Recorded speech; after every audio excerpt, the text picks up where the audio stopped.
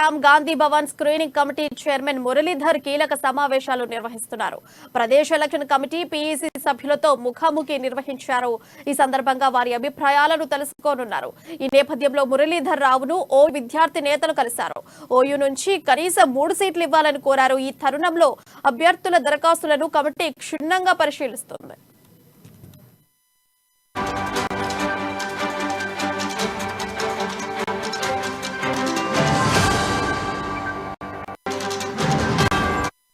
Breaking news చూస్తున్నాం. Gandhi screening committee chairman Muralidhar కీలక సమావేశాలు నిర్వహిస్తున్నారు.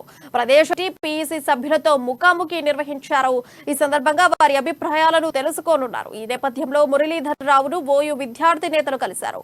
ఓయూ నుంచి కనీసం 3 సీట్లు ఇవ్వాలని కోరారు. ఈ తరుణంలో అభ్యర్థుల దరఖాస్తులను కమిటీ క్షుణ్ణంగా పరిశీలిస్తుంది. ఉద్యమకారులను అదేవిధంగా కేయూఎస్యు విద్యార్థి ఉద్యమకారులను కాంగ్రెస్ పార్టీ ఈసారి తప్పక గుర్తించాలని చెప్పేసి, అదేవిధంగా రాహుల్ గాంధీ గారు 2014లో 18లో 2 టికెట్స్ ఫర్ ఓయూ స్టూడెంట్స్ అని చెప్పి హామీ ఇచ్చారు. ఆ హామీ ఇంతవరకు నెరవేరలేదు.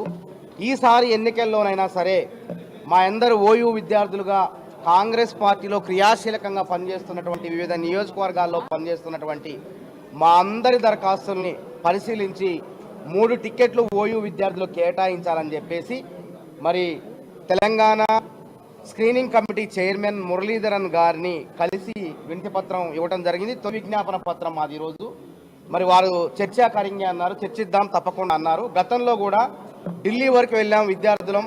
స్క్రీనింగ్ కమిటీ చైర్మన్ భక్త చరణ్ దాస్, అదేవిధంగా శర్మిష్ఠి ముఖర్జీ అంటే ప్రణబ్ ముఖర్జీ గారి కూతురు మెంబరు, అదేవిధంగా ప్రెసిడెంట్ ఎంపీ జ్యోతిమణి గారు అయినటువంటి వారితో మేము చర్చా కార్యక్రమంలో స్క్రీనింగ్ కమిటీ వార్ రూమ్ లో కూడా వెళ్ళడం జరిగింది. మా అభ్యర్థిత్వాలను కూడా పరిశీలించారు. నిమిషంలో మాకు ఎవరికి కూడా అవకాశాలు రాలేదు, నిరాకరించడం జరిగింది. కాబట్టి ఈసారి మేము గత 23 ఏళ్ళుగా మేము 14లో రాహుల్ గాంధీ గారు తెలంగాణ ఇవ్వటాన్ని చూసి ఇక్కడ ఉన్నటువంటి భాస్కర్, బాలలక్ష్మి, తర్వాత మన విజయ్ వీళ్ళంతా కూడా కాంగ్రెస్ పార్టీలో చేరటం జరిగింది. కాబట్టి